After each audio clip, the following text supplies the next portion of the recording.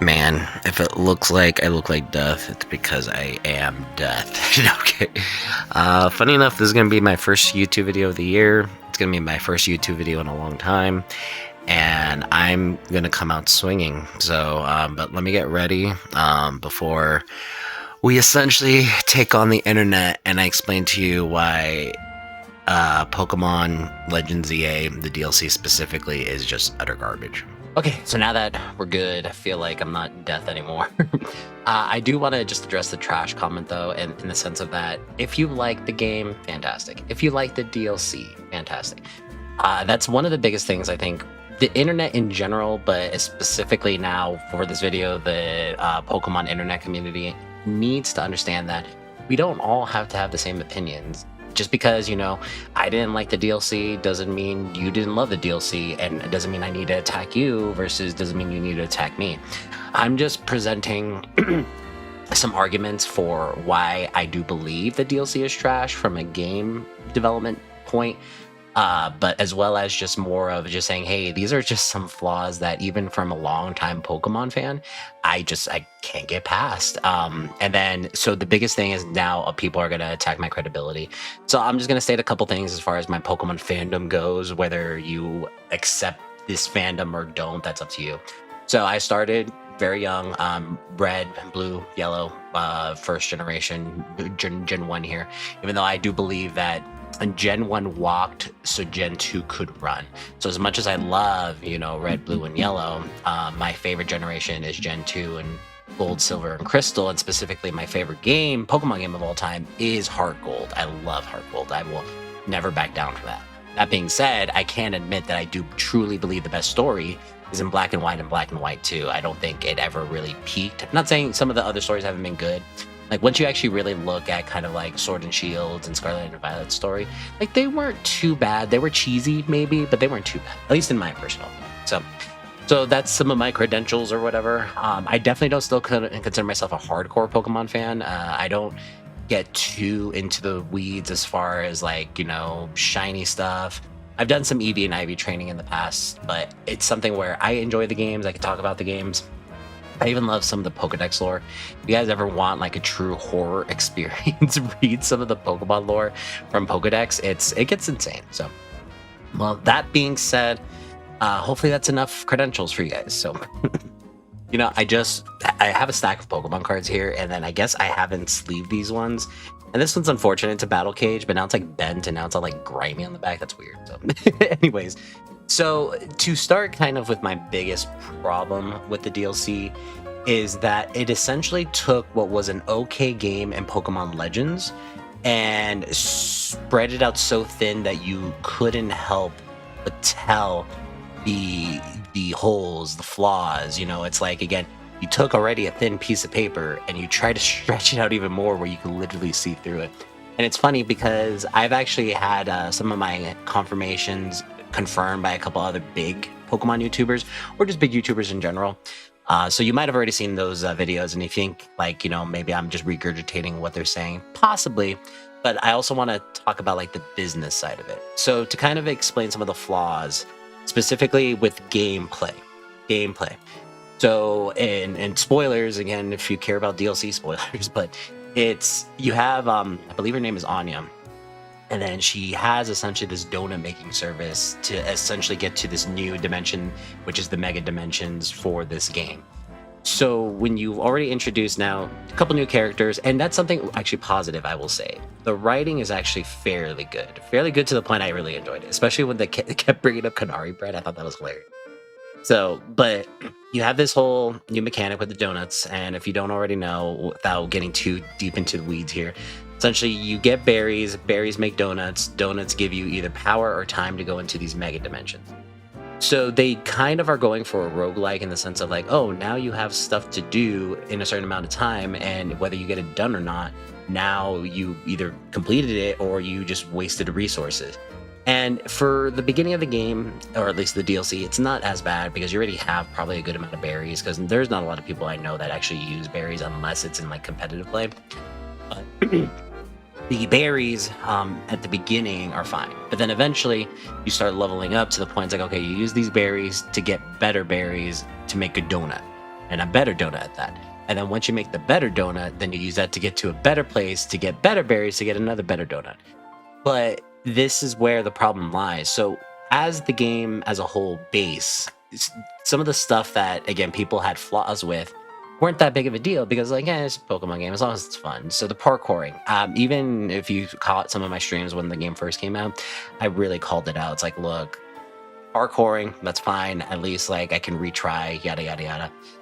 It's janky as hell. I don't know who decided to implement it. Like as far as with the Rotom, with the additional jump, and literally just barely being able to miss a ledge by a couple inches because there's no holding climbing mechanic.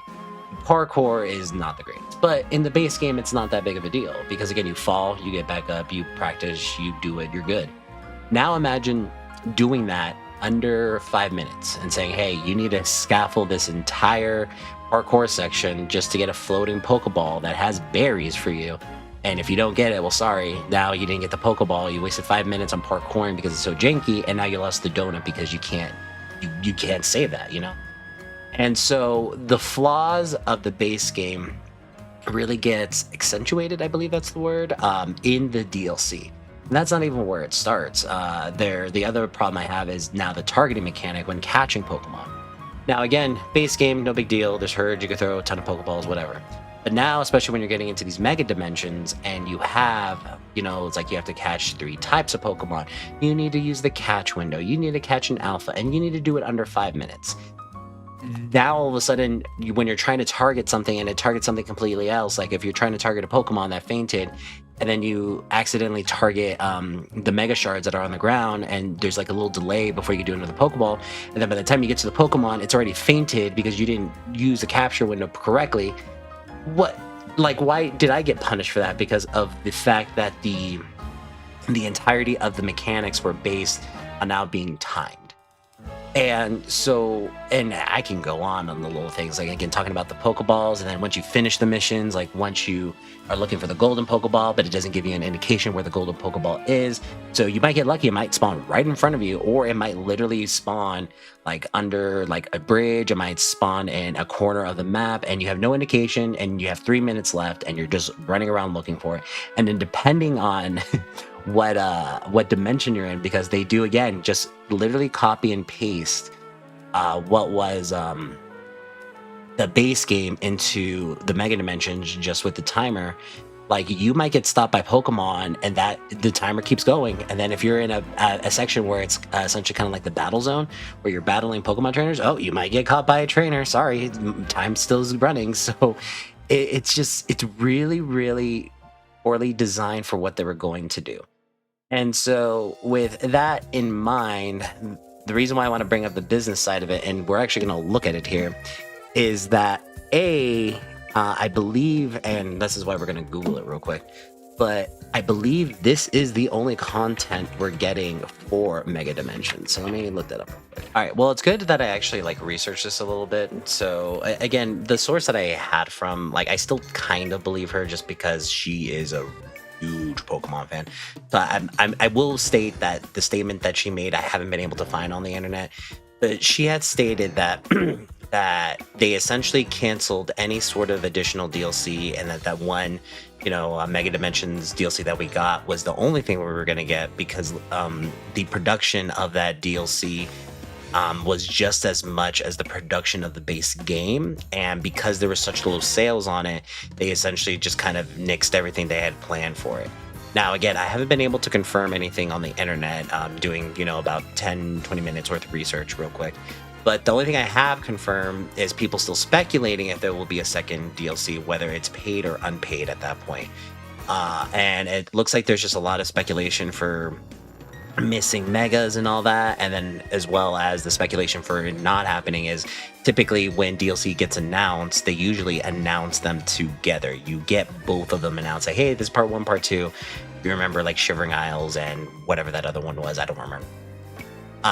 So there's a good chance there probably won't be any more DLC for it, and so that's kind of the other side of it too, as far as the business side of it that now we can get into.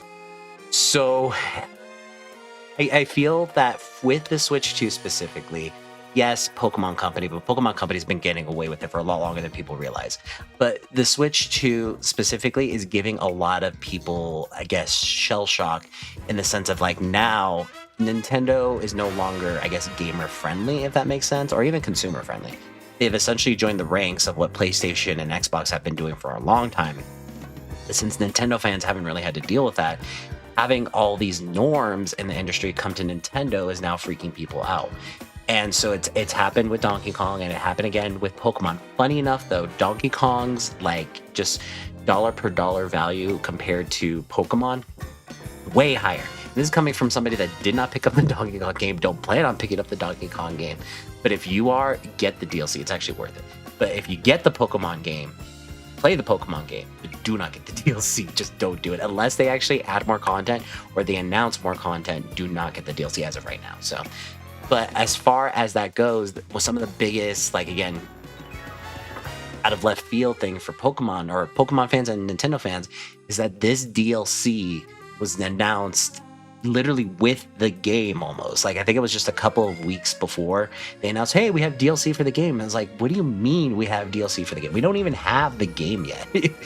And again, that's something that the industry has been doing for a while for PlayStation, Xbox, all these other people. And now that Nintendo's starting to get in line with it, people are freaking out. And I am definitely a big proponent of say what you mean and mean what you say. And so I am a big proponent of not buying DLC before the game is out. So I didn't pre-order it. I didn't do anything. I played the base game. And that's where I guess I got duped. I played the base game. I thought it was fantastic in the sense of like what we got for like an Art of Legends game. And then I was like, okay, DLC, I can roll with it. You know, I want more of what the game has to offer. No, I did not. Did not realize I did not want more than what the game was already offering. And so when you start seeing the business side of it, it's just like, okay, you already had underperforming sales on the DLC. And then now you have a ton of people like just bashing on it, saying it's some of the worst content they've ever played, which now you have people like me that's coming out of retirement, making a video on it saying, hey, don't buy the DLC. Pokemon Company is weird in the sense of that they just make some really weird choices, and they now are making even weirder choices as the games progress. And this is coming from, again, somebody who, again, grew up with the old games, and I have been a big proponent of not bashing people or bashing the games like, oh, you know, look at this tree, look at these apples, you know. And for like ZA, it's like, oh, look at like the balconies or whatever. It's like it's just a PNG. It's like that's not what I'm playing the game for. Like if I'm gonna go study like art design, I would just go read a manga or something, you know what I mean? Like as long as the game is fun, that's where it should all matter. Like there's a ton of people that says like, oh, you know, $1 billion corporation, you know, this is what we're getting for trash games. And that's the other side of the business that we're not necessarily going to get into today, but I will make a point. You think they make their money off of Pokemon games? Yes, they sell a lot of Pokemon games, but again, profit margins for that for games aren't that great. They make their money off of the collectible stuff and their Pokemon cards. That's where they make their money. And so why would you ever want to develop more for your games when you already have people hooked on the collectible side of it? And again, I'm not saying this is like, oh, I'm, you know, white knighting them. It's like, oh my God, like Pokemon Company is amazing. No, they're just yet another company that is here for your money. They're not here to make the best Pokemon game ever. They will never do that. I have made an argument for two different types of Pokemon games that I think would really help the series. One, just make a giant MMO and literally just have all the regions available and just have a subscription service and do what you do for Pokemon. And people would say, well, how would that work for balancing? Well, there was an online only like series that was going over Red in a different form. It was like a different universe. Mega Evolution actually came to Kanto. It was a whole thing. But in that series, they actually explained what would happen if maybe you didn't. And again, I'm a Gen 1er, so apologies. Like, so again, if from Pallet Town, and then you didn't go directly to Pewter City. Maybe for some reason you went to Celadon City first. They actually explain saying, hey, I actually have all these different Pokemon sets. And if you have so many badges, this is the Pokemon I'll use. That would be the perfect solution for an MMO. So, and then the second idea I had, which again will never happen, especially after seeing ZA, is you already kind of introduced with Legends Arceus the different timelines, and then again Typhlosion getting a ghost typing, and then Rowlet getting fighting type and all that. So you've already introduced potential different evolution forms. But I think the crux for that to make sense, to literally reboot the whole series, is Porygon was actually available in Legends Arceus. And if you played it, you've seen it, you can look up YouTube videos on it, you see that when Porygon and then like Porygon Z, everyone like they get evolved, they're glitching out in that game because they weren't meant to be in that timeline. They were literally man-made in the future. It's a man-made Pokemon, computer generated. It was not made naturally by, history or whatever. So the fact that Porygon is available before it was created, it started glitching out.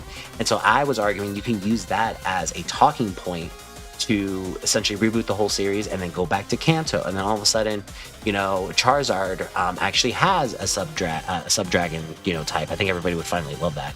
And then let's say Bulbasaur actually be a ghost fire type. I'm just copying Typhlosion at that point, but these are things that they'll never do because it doesn't stop the money making machine, in the sense of that you come out with new generations, you come out with new plushies, you come out with new Pokemon cards, etc.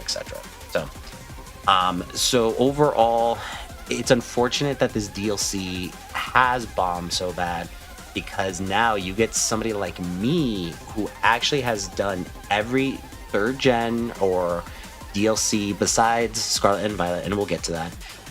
So again, I did Red, Blue, and Yellow. I did Gold, Silver, and Crystal. It didn't happen right away, but I did eventually go back and play Ruby, Sapphire, and Emerald, and then Omega Ruby and Alpha Sapphire and all that. And I bought the DLC for Sword and Shield. I did not buy it for Scarlet and Violet because of how poor the game ran. And again, it's something where if I'm not enjoying my experience, I'm not going to buy the DLC. And look what happened with the Switch 2. It runs so much better. Oh my god.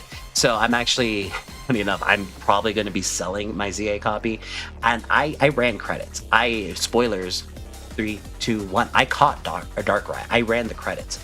I have no interest in getting Groudon or Kyogre or Rayquaza. Like, plain and simple, it's not going to happen. I'm done with the game. So I'm actually going to be selling my copy and just buying a copy of Violet with the DLC built onto it, so I can finally experience the DLC now that it runs better on the Switch too. But you see, again, it's more about the experience more than anything. And again, don't get me wrong, riding was great in the DLC. The megas were cool, the extra megas that I got to see at least. No, look up a list later for everything else. But all of that was fantastic, just unfortunate it ended where it did. But alrighty guys, like, this is a giant rant. I needed to do something for the new year to kind of like get me back up and running on the horse for YouTube.